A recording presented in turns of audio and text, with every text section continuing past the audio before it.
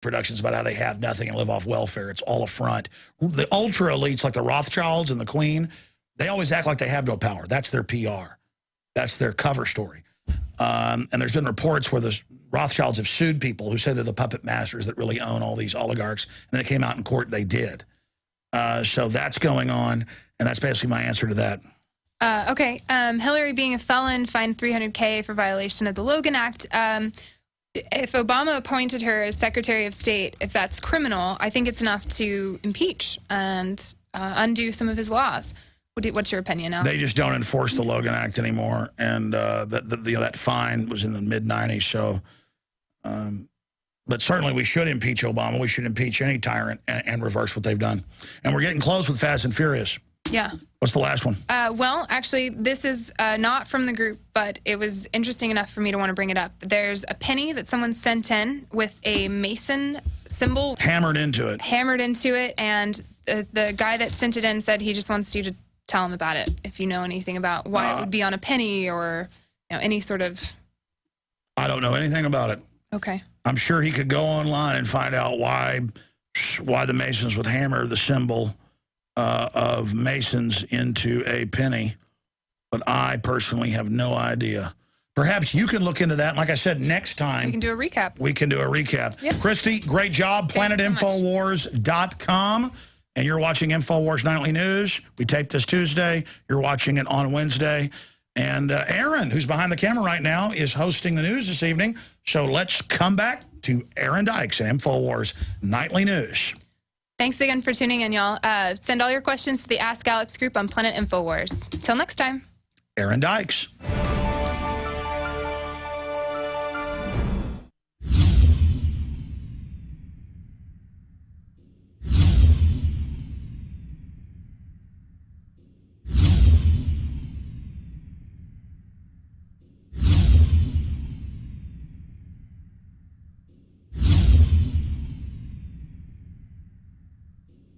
Have you been to InfoWarsShop.com lately?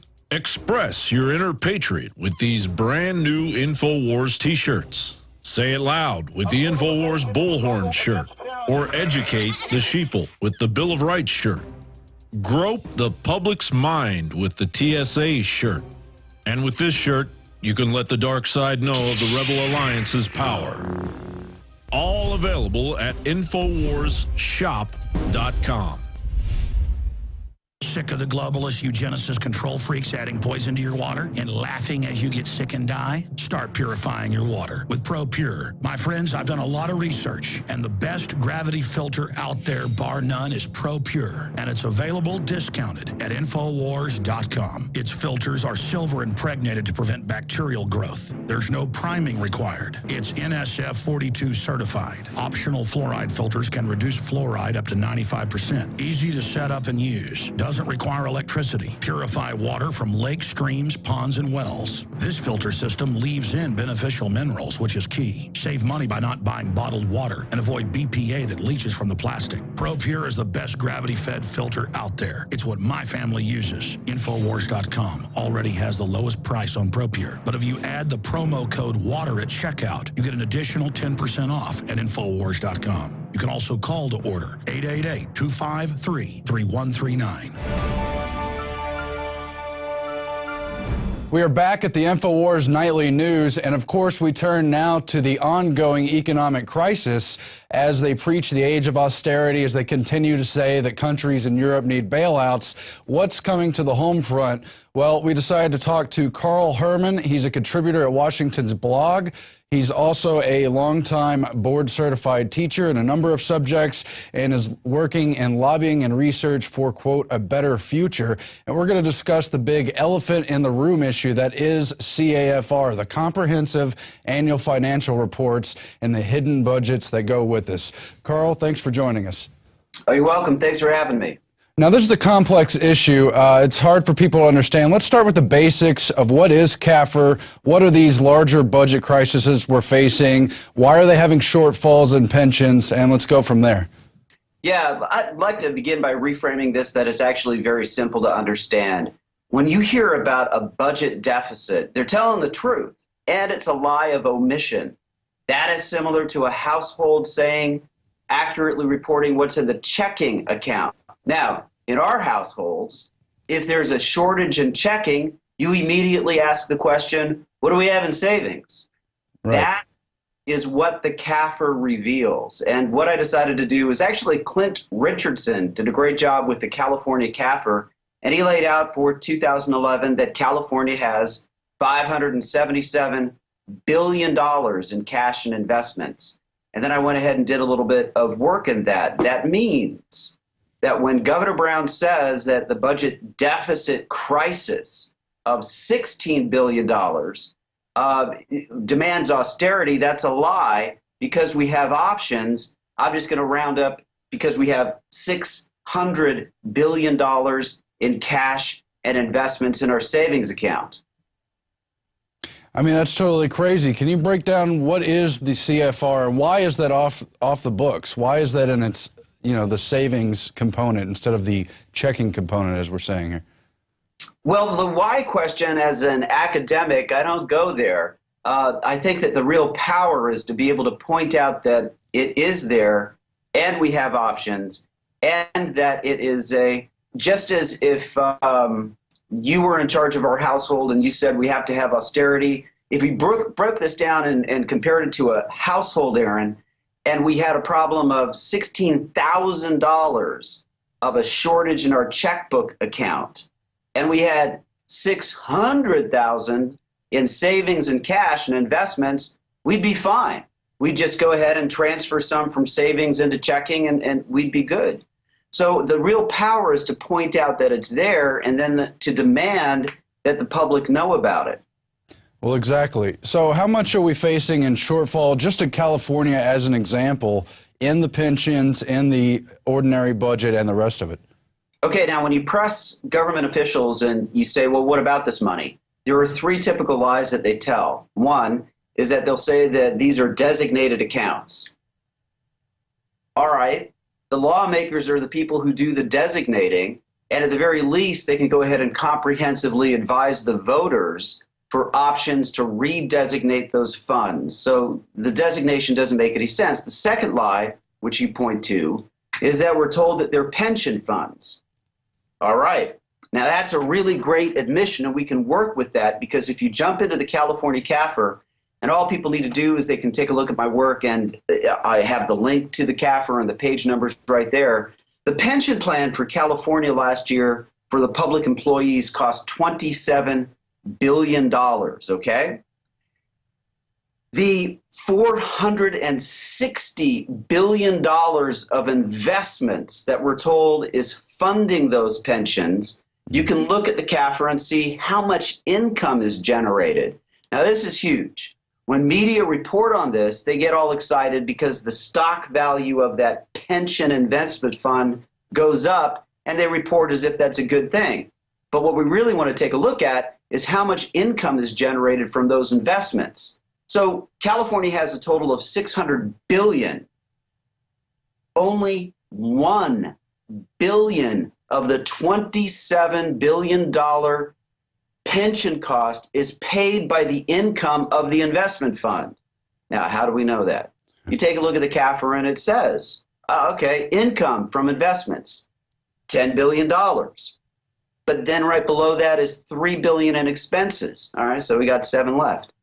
But if you take a look at the investments, you find that California chooses to purchase government debt securities, and we get income from that.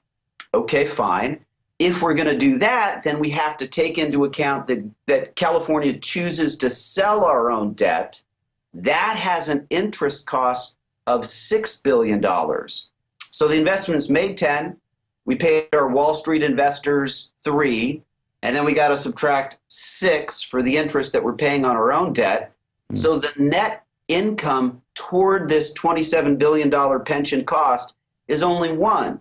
Now, what I'm hammering on, and I'm working with my 2 California state legislators who are doing the best they can so far to dance around this issue and not have to make a public statement, is that the so-called pension fund only funds 4% of the cost of California pensions. It's totally insane. But if it was a straight investment of that $600 billion or the $400 left over, you could practically make that in an ordinary bank on an ordinary return, enough to pay for the pensions. Exactly. And I did that, that got me curious. And I took a look at the returns, the income returns for the last 4 years, Aaron. It's been negative on average in California. So we're holding on. So the taxpayers forfeit this $600 billion, which is over $50,000 per household. So the impact of this for Californians is to understand that we have assets that the government is hanging on to that we don't have access to, that's valued at $50,000 per household.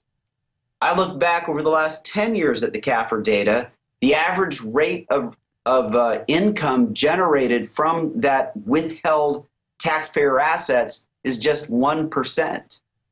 So the idea that it's funding pensions is just refuted absolutely by the data.